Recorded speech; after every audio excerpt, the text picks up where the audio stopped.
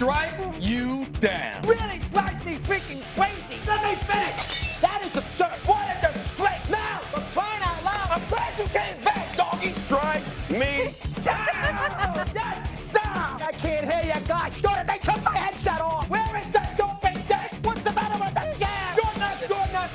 I love you. Strike me down. Yes, sir. A disgrace. Don't go down. Now, when I ask for it. I am strong and powerful.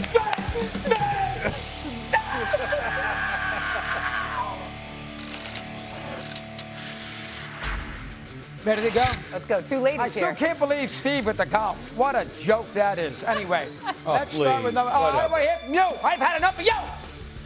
Let's start with number one. I'm amazed that the NFL is wrapped up in this flag football at the Olympics. What, does Sweden have a quarterback that I'm not aware of, for crying out loud? This is like the World Baseball Classic where we had all the Italian players tell me they were born in Rome, and you look at their bio, they're from Passaic, New Jersey, and Italians in the WBC. Nobody plays freaking football but us. So why have it? But the worst thing is Joe Burrow. You know, he's all excited to play flag football. Joe gets hurt every 5 seconds. Fingernail this, fingernail that. They're paying him $450 million. If you were the Bengals and you're paying him $450 million, you're going to let him go out there in the Olympics and play flag football where he tears an ACL, breaks an ankle, and he's out 6 months? Why in the world would you ever do that? That's the dumbest thing I've ever seen in my life. He's the best quarterback, one of the best quarterbacks in the league. He's always hurt. And then you're going to allow him to fool around and go play flag football in some stupid, nutty Olympic event in Los Angeles? I mean, with there's 3 teams and Jaden Daniels is a wide receiver, which I've heard about? I mean, it's the dumbest thing I've ever seen in my life. The man is always hurt. Always. What's he be, a wide receiver running around fields in his shorts on there trying to flip the stupid, whatever it's called, with the flag? It's called a flag on his jersey? Flag football. Oh, my God. I'm amazed. And I'm amazed the NFL and the owners, when they're paying these players so much money, are allowing this to go on. You can get hurt, and if you get hurt, you lose the player. They tear these ACLs by walking down the street. Number one. Stevie. You're right. You're right. I mean, I would be very, very nervous. I really would be. You know what? We've seen plenty of people get hurt in the NFL before the season even began, while they were just working out, training on the football field. You know, non-contact injuries happen all the time. So thinking about it from that standpoint, I think you make a very, very valid point, particularly with Joe Burrow, who was just out with a toe injury, for crying out loud. I think you're right. All right. No argument here. Shay? For one, Joe Burrow is not fingernail this, fingernail that. The guy tore his ACL. He had turf toe. He's he had hurt, some Shay. serious problems. He's hurt, but I actually think this maybe calloused him a little bit. I was okay with it. Shay, you've been awful all day. I'm sorry. It's pants. Sorry. The 61 game thing, I've had enough of you. Usually I'm on your side. I know, but not today. There you go. Funny. You're learning how to do this. It's taking you a while, but you're getting a little better. All right. Number two. You know, this is a joke with these NCAA games. Did you know that on Sunday night in Tampa, Florida, the Alabama-Texas game started at 10:10 on a Sunday night? I mean, I got to go to work the next day. I got to show up with a little life, especially the week before, and I had to be here to get him going. Think about that for a second. 10:10 at night on a Sunday night. We're going to play round 2 of the NCAA, and it's in the East Coast. How about Thursday night? Friday is a work day. St. John's is going to start against Duke in Washington at 7:10. That game's going to take forever. They go through the replay, timeouts. That game will never end. That game is, 5 to 10. You got to wait a half hour, and then they're going to play the game at 10:30, game 2, which is UConn and Michigan State, Hurley and Izzo. I mean, think about this for a second. That's CBS's fault. You can't play the game at 5 and 7:30, and then TNT on Sunday night. They have no ratings during the week at night, so they put the basketball on late night because they know they get eyeballs for the sets. But that kills me because I can't stay up and watch the damn thing. And think about it. I got UConn and Michigan State. I got championships all over the place. And then I got to do the same thing on Friday. Illinois, Houston. know why? Because Iowa and Nebraska play at 7:30 in the same spot. They're going to call timeout after timeout. The officials forever will look flagrant foul. We upgrade. Let's see where the dopey thing fell again. Let's see where the ball got knocked out of bounds. And so as a result, this game's going to be over 10-15. It's a half hour between games, and I got to sit there on Friday night. I got to do things on Saturday morning like my errands. For crying out loud. And that game's going to start so late.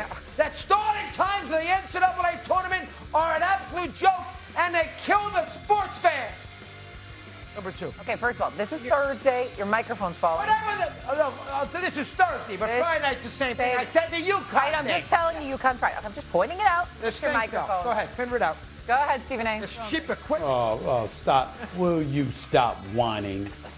This starts off with 68 teams, 64, then it gets knocked down to 32. We want to see the games. Just because it's past your damn bedtime, get over it. I'll be watching the games. I'll be up. What you whining about? Wait, okay? you know why he's Listen, that's a West. LA. And by the way, that's West Coast.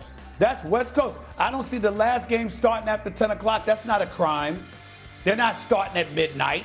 Relax. It's not a big deal. You're whining too much about this. The game's at 7:05. You're in your pajamas and your little cookies. You're watching the ball game. You can go to bed at 9:30. Be half asleep the next morning on our show. Half the time, half the year, I'm on the East Coast. And not only that, if not more than half the year, and I'm always watching games after 11 o'clock. Just because it's past your bedtime, that doesn't speak to the rest of the world. Most of us are up. Relax. That's number 2. Jessica, you have a comment about that? I mean, I'm on the West Coast, so I think it's great. That's where you got to live. Number 3.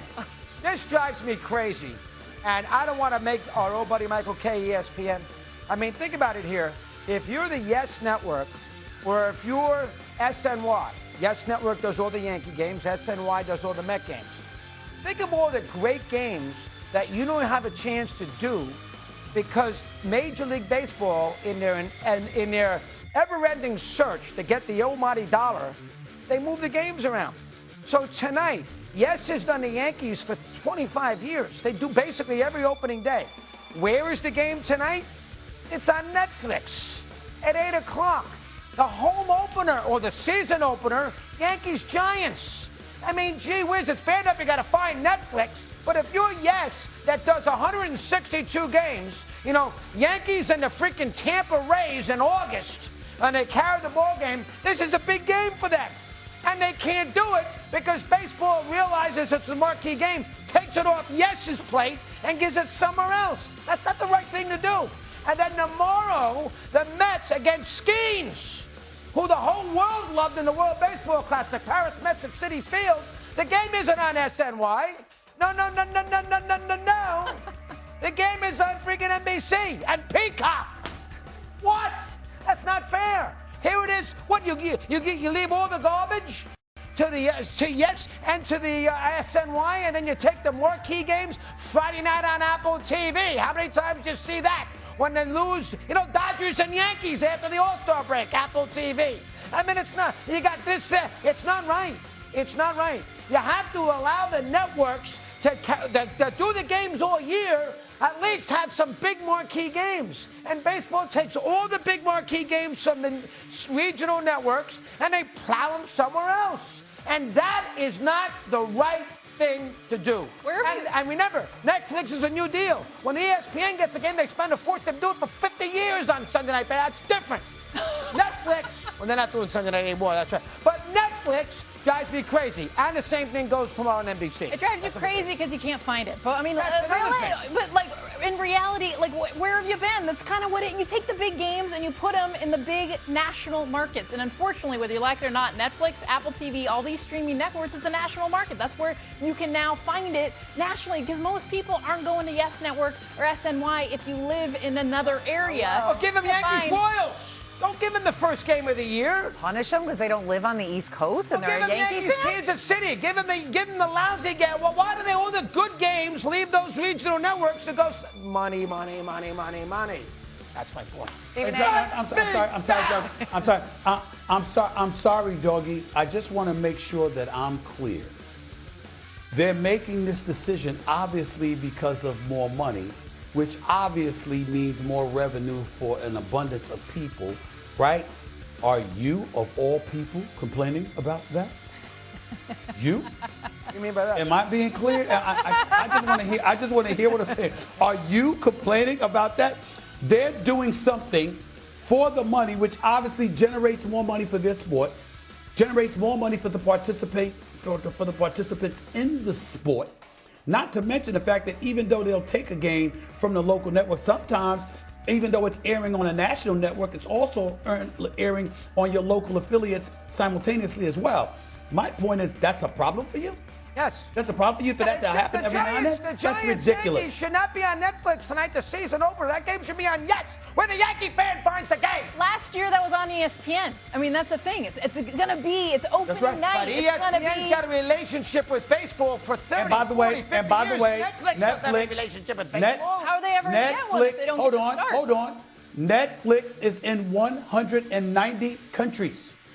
And by the way, that's assisting in baseball continuing to globalize its brand, which is a financial benefit for a lot of people along I the got way. an What's the idea for problem? Netflix. I got an idea. When the Rockies play the White Sox this year, No. let Netflix do the game. they want to get fans. Oh, hold it out. It's baseball. It's Netflix. They got 190 million people. The big guy just told it. I think you're wrong about, or right, wrong